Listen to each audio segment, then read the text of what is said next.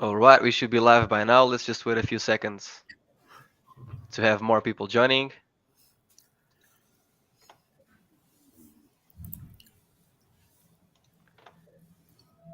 Meanwhile, I'll be opening here the chat to see everyone's comments. But basically, for everyone who's joining, welcome to one more community update. We are going to follow exactly the same format as we did in the previous one. It will be a more interactive conversation between me and Fred.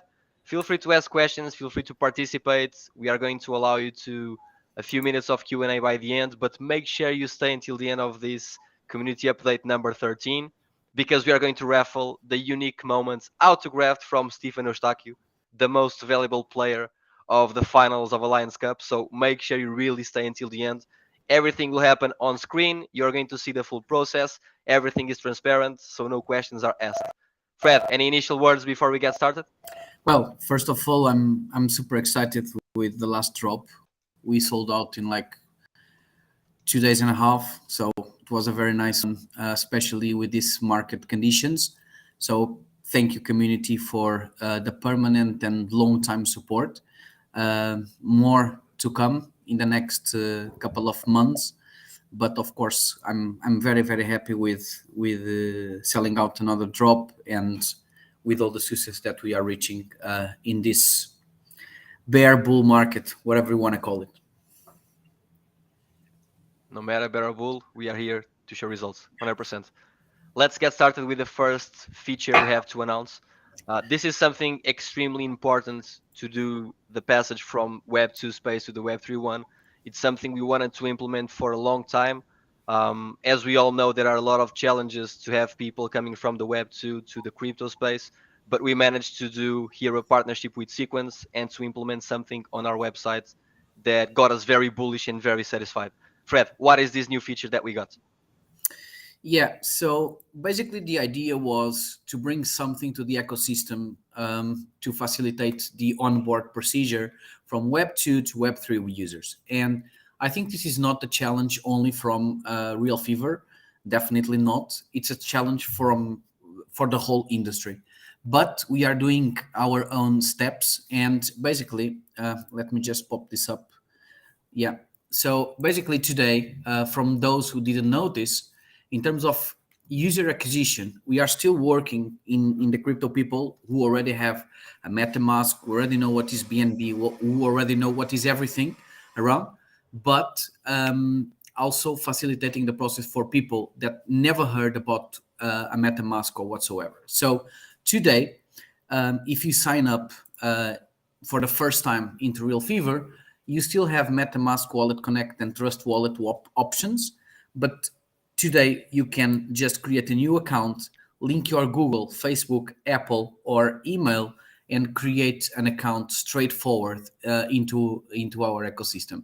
This will generate you a wallet, a decentralized wallet, fully non-custodial. So we still do not collect any kind of data or any kind of custody from our users, fully decentralized.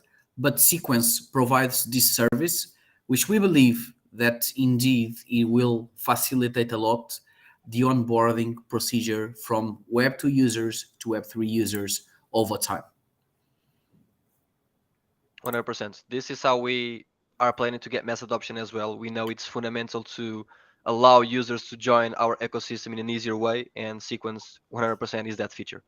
Now, jumping into Fever Battle Arena, we are on the verge of releasing a new game mode. We have already shared the sneak peek with the community, but what is this survival mode that people can expect? How is this such a game changer for everyone who's going to play Fever Battle Arena? New game modes, new tokenomics. What is this all about? So basically, the challenge was, and we heard a lot of our community and all the comments on Telegram, Discord, Twitter about the concerns, the suggestions, the new features that Fever Battle Arena could have. And the first thing that I have to say is it's impossible to do everything at the same time. So we have limited resources. We developed the game in less than 1 year. At the moment, completely ahead of all our competitors. No one has a game like us. And definitely there are a lot of things that we want to do. But we need to learn how to keep our focus and how to prioritize. And regarding to that, the challenge was, okay, we understand that the game is addicted, and it's very addictive, but we want people to play month after month after month and have that motivation besides only playing peer-to-peer against each other. And also regarding to the peer-to-peer against each other, we are going to make very, very soon changes in the fees. I know that was one of the biggest concerns in our community, and I want to speak straightforward to clarify why we did it, why the taxes to enter in Battle Arena with tickets are so expensive at the moment. There are only two reasons. The first reason is cybersecurity. And when you create a game like Fever Battle Arena, in such a short period of time, we do not have enough time to test everything in 1,000, 10,000, 100,000 people online playing Fever Battle Arena. We have to admit that. And my personal concern was, okay, we are going to deploy the game because we want to be the first and we want to do it in the first month of January. But at the same time, we have risk management to do in terms of cybersecurity. So the idea was, if we raise up the taxes, we know a lot of people will not engage because taxes are too high. But the people that is playing there, they will try out the game in production, and somehow they will help us to make sure that we don't have cybersecurity issues about being hacked, about having problems in the smart contracts or whatsoever. Because whatever measure you do in terms of auditing, internal testing, and everything else, when you scale to 1,000 people online, 10,000 people online, it's a completely different reality. So the high fees was really the idea to control the influx of users into the game when we were not prepared yet. And there is no other way to say this. So now we are feeling very, very comfortable with what we have. We haven't been hacked or whatsoever. Our IT infrastructure and all the scalability is already guaranteed. So yeah, we can reduce the fees and allow everyone to play Fever Battle Arena, especially into the ticket arenas, Lisbon and Miami, without a high fees, which is exactly what everybody was asking. So this was the only reason why we did it. I hope you all understand. I know it was a lot of people. There was a lot of people concerned about that in Telegram and Discord specifically. But as a CEO, I want to give you everything, but also I need to manage the risk in terms of long-term perspective. And now we are comfortable to scale up the game to much more users. In the other hand, if you feel like used or abused by us because you were the ones that were trying out Fever Battle Arena, paying those fees, all I can tell you is you have a huge advantage because you learned how to play Fever Battle Arena in a very, very early stage. And you know what are the best moments. You know what are the best tactics when you build a deck. And that is a trade-off that we did with you. So to give it the opportunity and the commitment that we are not going to change the abilities or staminas, attack powers, or special abilities of the moments. So those who are already playing, this is your advantage. You know what are the best moments, what are the best balance between goalkeepers, defenders, midfielders, and attackers. And now newcomers, they will have to learn all of that, and you have 1 month of advantage. So it's a very important topic to speak about it. I know it was not in our lineup to talk about it today, but anyways, to move forward, the first big new features that we want to implement, and I'm going to share the screen, is a survival mode.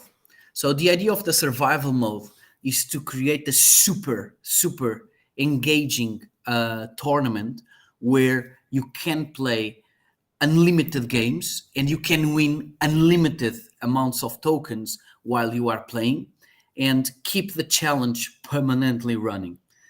So you will have, today you have 2 game modes when you play against AI or when you play against with tickets against your friends. But with survival, We are just scaling up our game with a brand new feature where we believe this is going to take Fever Battle Arena to the next level. And I would even risk to say that this survival mode is somehow similar to the arena mode of Hearthstone, at least in terms of concept.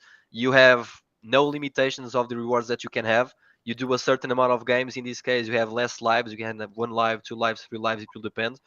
But the goal is really for you to crush your opponents. And one thing that is very important to mention about the survival mode is that it will be fair.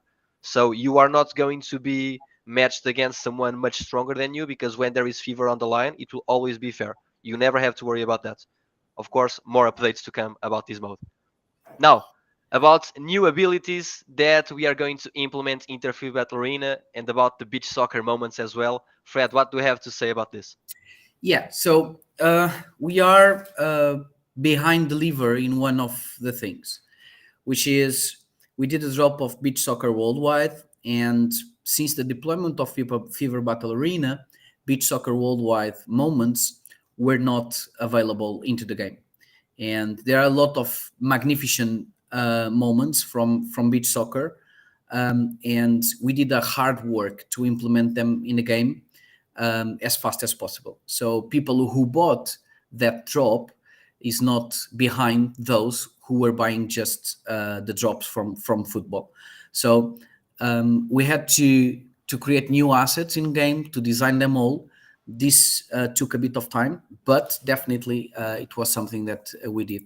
So I'm just going to share my screen again to remember you the moments that are included in beach soccer drop in August of this year, and there will be added to Fever Battle Arena ecosystem 4 new uniques from Eric Cantona, Philippe Silva Majer, and Noel Ott. Remembering that Majer is also our official ambassador. There will be new legendaries also coming, which includes Ramiro Amarelle, Jorginho, Berraspur, Gori, Ramazzotti, Daniele Massaro, the Italian 90s legend, Belchior and Andriel Rocha, but also Gibril Cissé, Hernani Neves, and many others, Christophe Dugarry, Karl-Heinz Rummenigge, Laurent Blanc, all of them, Emilio Butragueño, the Spanish legend, all of them will be included in Fever Battle Arena very, very soon. It's already in internal testing, and this is something that we were really, really behind delivering this to our community, and now everyone will be able to do it. And once again, just to remember you, as fast as you try out Fever Battle Arena and you play, that's your biggest advantage, right? So every time you start to play a game that we believe, and we are going to make our best effort to be a AAA leading class in this industry of Web3 and sports, definitely your biggest advantage is when you try out, and if you didn't, please do it. You will not be disappointed. 100%. 100%. Should we say something about new abilities, or should we save that as a surprise, Fred? What do you think? Yeah, well, new abilities, the balance between new abilities and expansions, it's something that it is in our roadmap. And I want to clarify to all of you, how do we see it? What is the vision behind? As you know, I play World of Warcraft at a very hardcore level. And Blizzard did one beautiful thing back to that time, and even last year in the end with the new expansion Dragonflight. Fever Battle Arena will have expansions. We don't know yet if it is each 6 months or if it is one per year, as long as we introduce really core features, scaling up our gaming ecosystem. That is the expansion. Then we will have the seasons, and the seasons, they can happen in 3 weeks, in 1 month, in 2 months, depending on what we want to do in terms of engagement and in terms of fun to our users to enjoy play the game. But also we will have the minor updates, and the minor updates are the updates that we deliver not under the umbrella of an expansion or under the umbrella of a new season, but something that we just released to the community. So we don't want you to wait months and months and months for new features. We want you to have something new each week, each 2 weeks maximum. So we are delivering everything based on that schedule. And with that said, I think new abilities are one of the best ways to give you new challenges while you are building your decks. So yeah, new abilities are coming, especially for those moments who are a bit handicapped at the moment compared to some others. Of course, we all agree that defenders with ball stoppers are a must in every single deck. So the question is, what happens to the defenders who do not have a ball stopper? What can we do for them? And that's exactly the type of problems that we want to solve out. And I give you one example. Jordi Alba is a legendary, fantastic defender. He has no ball stopper. What's the temptation that you have to put him into your deck? And that's exactly this kind of mechanics that we are about to solve out. And yeah, if you want to, Ricardo, if you want to share some of the new special abilities, please do it. Be my guest. Okay, I will just share one because I don't want to spoil too much and I want the Martin team to be able to do this correctly, but I will just share one of them. So at this very moment, as you know, when you have a defender, either it has an ability of ball stopper or it's not that strong to the game. But one ability we are going to add is the capacity of a defender that is in one of the lines to attack the opponents on a further line. So this is basically a new feature we are going to implement that will bring a whole new mechanic to the game. And when just this one single feature will change in a hardcore way the way that you build a deck. And this is just one of the many features we are going to implement, many different abilities. And after all, this is the magic of a strategy game. When you have different moments with different abilities and new ones are added, maybe a strong deck that was winning against everyone in a certain period, now it will lose if you don't do the modifications necessary. And this is the magic of a game, right? But no further information about new abilities. I just wanted to give this little cherry to everyone. And now I'm just going to read one or two questions before going to the raffle. I know everyone is looking forward to the final moments, seeing who got the unique, who gets the autographed moment from Stefan Eustáquio. But I have to do this. I have to read a few questions before jumping to the final moment as a marketing strategy. I know no one is going to leave, so this is a good way to read questions first. And here, Ricardo Gomes is asking a question that is interesting, which is, will we have arenas with sand to exemplify beach soccer? Yeah, that's why it took so much time. So what we want in terms of graphics is to bring you the best possible visual experiences. And today with Lisbon and with Miami, it is the same stadium. And regarding to the free for all, there is already a new stadium there. So definitely for beach soccer there will be a new stadium. And yeah, I don't want to spoil that much, but expect really a huge partnership work in terms of new partnerships coming, exploring the advertising online into Fever Battle Arena, where nothing. If when you play Fever Battle Arena, there is an LED that is running all the time, just saying RealFevr, right? But we are working at the moment, and our commercial department is working on a solution where new partners will jump in, and as long as we increase the number of users in the game, that advertising will have a lot of value in the same way that the advertising into a physical stadium has a lot of value. So that is something that definitely we want to explore. And yes, indeed, for beach soccer, there will be also a very nice stadium in the sand. Also, Pedro is also asking, any advantages to the ones buying tickets despite the free for all players? So the ones that who don't pay and the ones who pay, what are the advantages? Well, I think Fever Battle Arena enables two different game styles. Those who want to play for free, farm experience points, and scale up the leaderboards. Also, by the way, leaderboards will be a very nice update because we have to admit that the current leaderboard is very, very crappy. But I hope you all understand that we didn't have time to do better. But it will be another minor release that we will give you very, very, very soon with a brilliant UI UX and leaderboards options to be much more challenging for everyone to play daily basis. And those game styles, once again, there are two different approaches.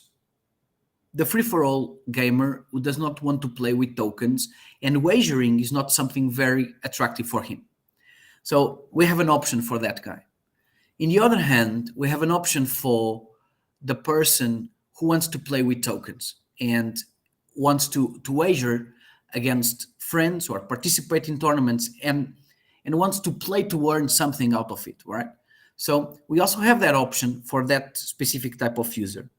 And in the end of the journey or in the middle of the journey, we are going to merge these two users in a very simple way, which is activating the peer-to-peer lending decks. So your decks will have a rating. They already have a rating today, but the rating will be improved. And that rating, you can go to realfevr.com and put it for lending. And someone that wants to play with that deck because it does not have enough money to buy 50 NFTs, but that person that wants to play with a very good deck, you can rent or lend that deck, play with it, and you will revenue share the winnings. So that's exactly the DeFi or game DeFi that we want to create around Fever Battle Arena in the next couple of months. And that probably will be a release under a season umbrella instead of a minor release. We have here a question from Wisher 1987. I must admit I'm a bit confused with this question, but Fred, let's see if this makes sense or not. So he's asking if will we improve the matchmaking for the reason that the strongest guy has a chance to get the weakest guy as an opponent in the arena, which is not actually possible. So I'm confused with this question, but maybe we should clarify this. Yeah, well, at the moment, we thought a lot about it. We brainstormed a lot about it. And the decision was, okay, for people who plays wagering with tokens, definitely we want to have a balance and to enforce a balance into the game. So that's why into Lisbon and Miami arenas, definitely you will only match with people of your stars in terms of deck rating. So one star deck plays against one star deck, 5 stars deck plays against 5 stars deck. In the free for all approach, we didn't want to cap that. We the idea was free for all is free for all. So free for all, there will be people with 5 stars deck, sometimes playing against people with 1 star deck. And for me as a gamer, if I have a 1 star deck, I want to have the feeling about being destroyed by someone really, really powerful. So I have the sense and the feeling of what I need to improve, buying new moments or improving my game deck to be more competitive in the free for all arena. But the point is, if you ask me, the balance is there or not? It is, because there is a huge probability, or at least a probability, of a 3 star deck. If you play well and your deck is very well balanced, there is already some people with a 3 star deck winning against a 5 star deck. So free for all is really for you to discover. Sometimes you will lose, sometimes you will win, but you will enjoy it and you will practice and you will improve your deck. In the arenas, wagering with tokens, indeed, there is a balance kept by the deck rating, and we believe at the moment it's well balanced, and I'm not planning to change anything there for the future in the short term. Precisely. As a gamer, I see the free for all as a way for you to test new strategies. And when we implement new moments with new abilities, you want to understand how good your deck performs against stronger ones and weaker ones. So if we kept that possibility in the free for all method, you would not be able to test your deck against stronger opponents, which makes no sense from a gamer's perspective, right? So it makes total sense to be this way. Now, Tiago Pires asked a good question as well. What will be the incentives of building a deck with some legendaries and epics instead of building a nice deck of 2, 3 stars, which are much cheaper? Let me read the question again. What will be the incentives of building a deck with some legendaries and epics instead of building a nice deck with 2, 3 stars, which are much cheaper? Well, I think into the survival mode, you will discover that. In the tournaments mode, you will discover that. And with the Guild Wars, you will discover that. So I think at the moment, and because the game is brand new and it's just starting, the incentive is not huge in terms of gaming, but it is huge in terms of pricing. Because the point is, in a moment where the utility of a 4 star and a 5 star deck increases into the ecosystem, the floor prices of the moments naturally will also increase, in parallel. So at the moment, there is, of course, an opportunity not only to acquire them for a very cheap price, but at the same time to define your strategy for the future. So I can share with you. I really prefer to play 4 star decks with people with 4 star decks because I think at the moment it's where the best balance in game is. But it's just for my personal experience as a gamer. There is a lot of people with different opinions, and there is, for example, the turtle mode, which is a person that plays with 3 goalkeepers and 47 defenders with ball stopper. That's another strategy. But is that person always winning with the turtle mode? No, he loses some games also. So we are just at the beginning uh, of a big ecosystem that we want to build, and for sure we will build. And month after month, day after day, week after week, we are going to improve it. And I think the incentives for a 4 star deck or a 5 star deck will definitely appear when survival mode and the tournaments and guild wars mode will come in. 100%. Let's just open space for one or two more questions before the raffle. So one more question from Pedro. Since there will be a change on the fees, is there going to be any staking pool or something to players that already bought the tickets before this change? Yeah, definitely. One, this is not easy to answer, especially in a public place like this. But uh, let me make a statement. Everything we do around staking pools and DeFi, we need to make sure that we are not doing anything illegal. And I know there is a lot of crypto projects who can do a lot of illegal things because they don't have the type of compliance or the type of relationships with public stakeholders like we do. So we need to be very, very careful when we have a very nice idea to make sure that that idea will not put us as a hostages, instead of putting us as a innovators. So the idea of having staking pools connected with even with your results in game and with the results that you have in a leaderboard. So just one simple idea: if you are on a top 10 of a specific leaderboard, your API can increase dramatically in that specific staking pool. This is a very nice concept that we want to explore, but at the same time, we also need to make sure that it is legal and it is compliant with European regulation.